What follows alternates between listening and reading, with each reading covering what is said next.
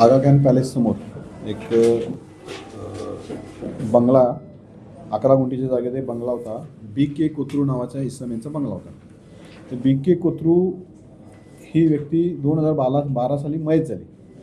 त्यांची कोण पत्नी किंवा मुलं वारस नव्हती, पण त्याचे भावाची मुलं आणि 2 भाऊ असे 4 वारस होते. त्यांनी स्वतःच्या वारसा हक्कानं कोर्टामार्फत स्वतःची नावं त्या बंगल्यावर लावून घेतली. हे ओरिजिनल मालक 2012ला मेला आणि त्याचे ओरिजिनल नातेवाईकांच्या नावावर ते बंगला होता. पण ते बंगला त्यांनी रिसेंटली विकायला काढला होता.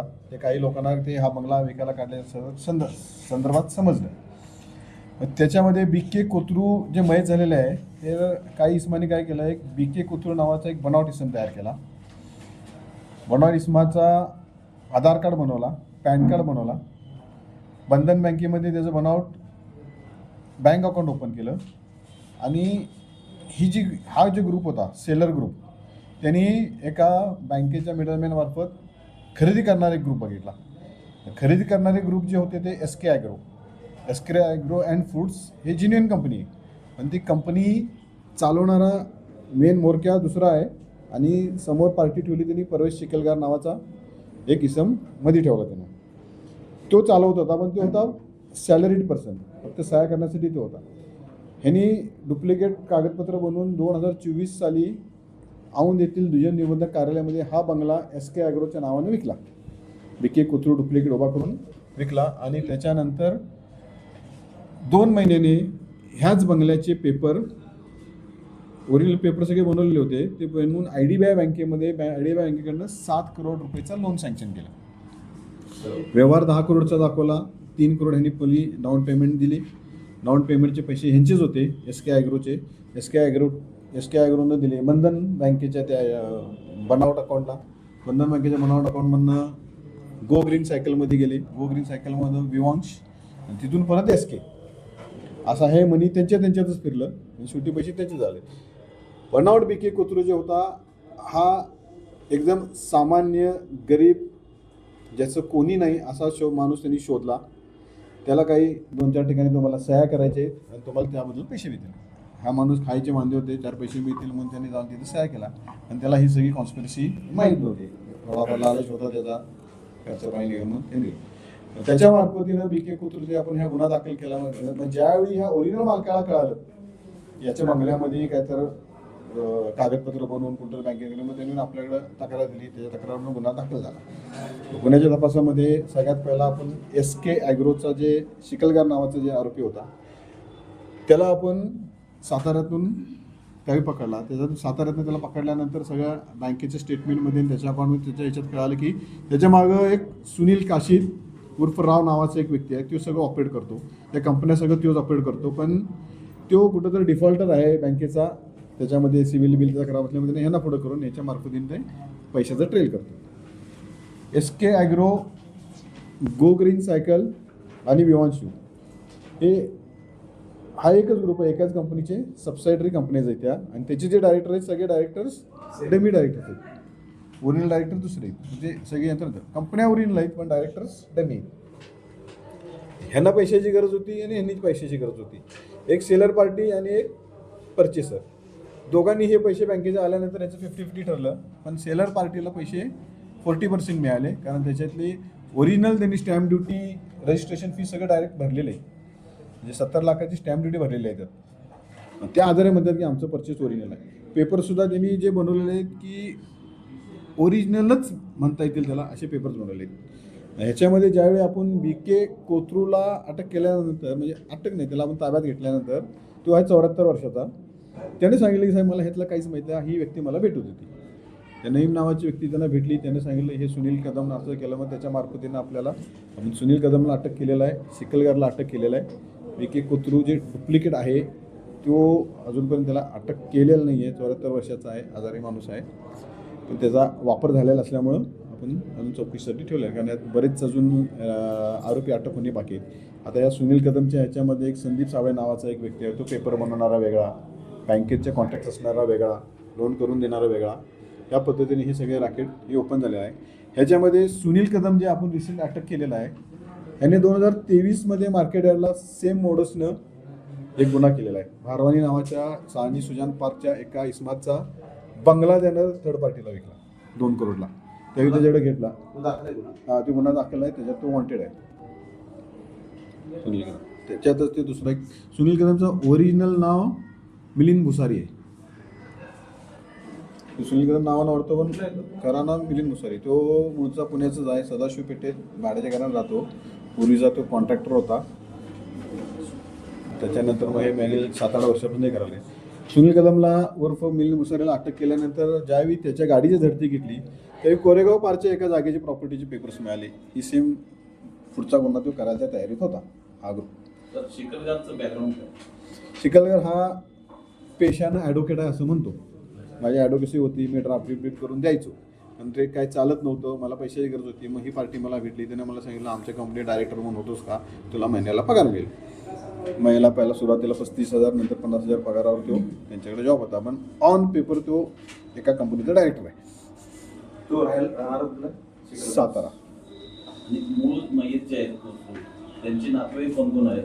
त्यांचे नातेवाईक एक दिल्लीला आहे, अभिनव कोथरू, जे फिर्यादी आहेत. त्यांचा एक भाऊ आहे कोरेगाव पार्कला राहतो, एक वयस्कर आहे. त्याची पुतणी आहेत, एक US मध्ये आहे आणि दिल्ली परिसरातच राहण्याचे 4 जण आहेत आता त्याचे वारस. त्यांनी बंगला हा औंधचा व्यवहार केला ना, औंधच्या दुय्यम निबंधक कार्यालयामध्ये रजिस्ट्रेशन केलं. हा हा. आणि बंगला आपल्या हद्दीतला होता. बंगला आपला ह्याच्यातला आहे, 11 गुंठेचा बंगला आहे, बंद असतो तिथं. जी खरेदी पार्टी होती त्यांचा काय रोल याच्यामध्ये? खरेदी करणारी पार्टी जी SK आहे, ह्यांना माहीत होतं ना हे जागा पैसा फिरून परत त्यांच्याकडे झाला ना. फक्त बँकेकडून लोन घेतलं त्यांनी. बँकेचं लोन वापरणे, ते हप्तेही भरलेले आहेत 2 वर्ष. म्हणजे जागा दुसऱ्याची हां बोगस दस्तावेज व्यवहार तयार करून द्यायची, त्याच्यावर लोन घ्यायचं, पैसे वापरायचे. हां वापरायचं. असं मोडच आहे. हां अशी मोडच आहे. पण ॲक्च्युली ही मोडच 2024ला दाखल केली. 26 फेब्रुवारी पण कोणाला काही माहीत नव्हतं. 26 फेब्रुवारी ते कागदपत्राच्या आधारे ते ताबा घ्यायला गेलं बंगल्यावर, त्यावेळी लक्षात आलं. कोण घेतलं ताबा? SK agro. ताबा घ्यायला गेला. हां तू गेला होता, असंच आमची खरेदी आहे साहेब, तिथे कोणतर बसलंय आणि वर तक्रार द्यायला आमच्याकडे आला. आम्हाला जाऊ देत नाही. म्हणलं तुमचं तर बोगस आहे, म्हणलं तुमच्याकडे दार नाही आमच्याकडे. हे सगळं बँकेचं सगळं स्टेटमेंट्स आल्यानंतर लक्षात आलं की ह्याच्यात बँकेतलं कोणी सहभागी? बँकेचं सुद्धा चिटिंग होऊ शकतं. आता ह्या बंधन बँकेने ज्याने डुप्लिकेट अकाउंट ओपन करून दिला कोथरूचा, त्यातला एक एम्प्लॉई सहभागी आहे. हां पण अजून पण ऑन डिस्क्लोज नाही आहे. IDBIचं अद्यापर्यंत कोण आलेलं नाही, कारण IDBIला सगळे पेपर ओरिजिनल मिळालेले. त्याला पार्टी ओरिजिनल दिसली, आधार कार्ड बनवलेला होता नाही दिलेलं. लोन सँक्शन केले, 14 महिने हप्ते भरलेत त्यांनी. कुठले ब्रँचेस आहे? बरं हे पैसे घेतल्यानंतर ह्यांचं जे डिवायडेशन होतं ना, त्याचं अंडरस्टँडिंग असं की हप्ता अर्धा तुम्ही अर्धा मी भरायचा. 2-3 वर्ष जातात ना असेच. परत किती होता हप्ता 11,50,000. पण बंधन बँकने ज्यांनी लोन मंजूर केलं, मॅनेजरला बंधन बँकेनं IDBI मुंबईची लोन मंजूर केलं, मॅनेजरचा काय संबंध की डॉक्युमेंट? मॅनेजर त्यांचं ते टीम येऊन गेलेली आहे त्यांची. आता IDBI बँके असतात ना, या नॉन बँकिंग म्हणजे यांचं कसं असं लोन डिस्बर्स करण्यासाठी त्यांनी हे नेमलेले असतात ना, सेल्स एजंट वगैरे नेमले असतात ना. सेल्स एजंट मार्फत त्यांच्याकडे कामं येत असतात आणि त्यांनाही माहीत नसतं हे काय झाले. ते फक्त काय कागद बघणे आणि हे बघणे. बंगला व्हिजिट केलाय, बंगला आहे, माणूस आहे, ओपन करून आज दाखवतात. साईट व्हिजिटच असते. IDBIची देवनार मुंबई तिकडच्या बँकेत त्यांनी लोन केलं. हां आणि रजिस्ट्रेशन आणून केलं. आतापर्यंत या गुन्ह्यात किती जणांना अटक केली? आता पण ह्या गुन्ह्यात 2 अटक केलेले आहेत, एक बायर पार्टीकडचा आणि एक सेलर पार्टीचा. आणखीन काय वाढण्याची शक्यता आहे? त्याच्यामध्ये सेलर पार्टी जी आहे, जी पेपर बनवते, डुप्लिकेट माणसं उभे करते, त्याच्यामध्ये अजून 2 आरोपी आपल्याला अरेस्ट करायचे. ते दोन्ही लोकल पुण्यातले आहेत. आणि जी बायर पार्टी आहे, बायर पार्टीमधला जो शिकलगार, जो आता जो डायरेक्टर आहे, नवीन डायरेक्टर, त्याच्या मागं ऑपरेट करणारा एक मेन कॉन्फिडेस्ट आहे, तो अरेस्ट होऊन पाठवला. सर एकूण फसवणूक किती? 10 कोटी म्हणून एकूण फसवणूक बँकेची 7 करोडची. 3 करोड त्यांचीच होते. चिखलकर यापूर्वी काही गुन्हे दाखल आहेत का? चिखलगारवर गुन्हे दाखल नाहीत. सुनील कदमवर गुन्हा दाखल आहे. सुनील कदम उर्फ अजिबात कोणाचं नाही. त्याच्याकडे दोन्ही डॉक्युमेंट सापडले, कदम नावाचे आणि भुसारी नावाचे. ते भुसारी नावाचंच त्याचं आहे सगळं. हां सर चौकशी दरम्यान आता हे जे फेक आधार कार्ड आणि पॅन कार्ड जे त्यांनी बनवलेले आहेत. तर त्याचा काही आपण त्याचं ओरिजिनल आधार कार्ड आहे 1492. त्याचं नाव पण लकीली बाळकृष्ण दीक्षित आहे. त्याला फक्त दीक्षितला त्याने काय केलं, गॅजेट करून कोथरू केलं, बाकी सगळं हायसेट आहे. त्यामुळं ते काय झालं, बँकेला पण लक्षात आलं नाही. बँकेच्या स्कॅनरमध्ये टाकल्यानंतर कोथरू आणि हे, पण डिफरन्स कसा होता, आधार कार्डवर पत्ता ह्याचा होता, ह्या बंगल्याचा, आणि स्कॅनमध्ये पत्ता रस्तापेठचा यायचा. हे त्यांच्या लक्षात नाही आलं. तर आता मूळ बरं, बीके खुतरूला कपडे बिडे घेऊन दिलेत नवीन. जो गरीब मूळ मालक येतो. सर, आता बंगला मिळणार कुणाला? मूळ त्याच्या ते ताब्यात आहे, त्याच्या बंगला गेलेला नाही. मूळ मालकाच्या नातेवाईकाच्या ताब्यात आहे. पण ज्यावेळी कॉन्स्पिरसी लक्षात आली त्याच्या आपण करून हे तपास केला, त्याच्या ताब्यात तुम्ही आहे. कपड्यांचं बोललात ना, नवीन काय कपड्यांचं काय scene आहे? आता हा जो गरीब माणूस होता ना, त्याला ते मालक वाटण्यासाठी त्याला त्यांनी गेटअप बी दिला, चांगले कपडे बिडे घेऊन दिले. सेम होतं ना. मालक वाटावं. मालक वाटावं. वाटला. चेहरापट्टी सेम होती. नाही ते. हे जे- अरे सिने स्टाईल जो म्हणतो ना, पराव करायला घेतो ना, कपडे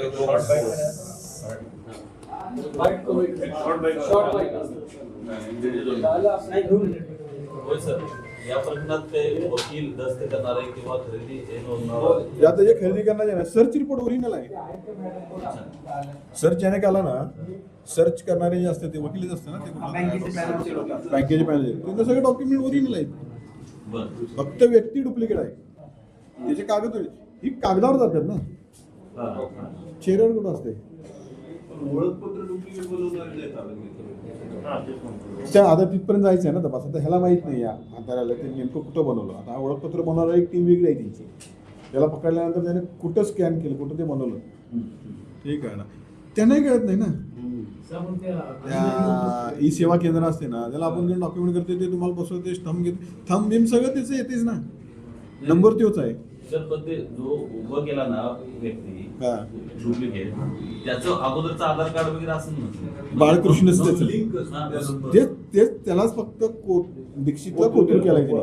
अच्छा, हा. गॅजेट करून आणि गॅजेट केलं ना, त्यामुळे त्याला ते ऑथेंटिक वाटलं बँकेला, बँकेला सिस्टीमला. सिस्टीमला. आता आपण कसं असते, आधार कार्ड आपण ऍड्रेस चेंज करायला हो, जातो, हो. सरनेम चेंज करायला जातो, ते काय करते, 4 डॉक्युमेंटच मागते ना सिस्टीम. हा, मग ते ओरिजिनल आहे ना त्याचं.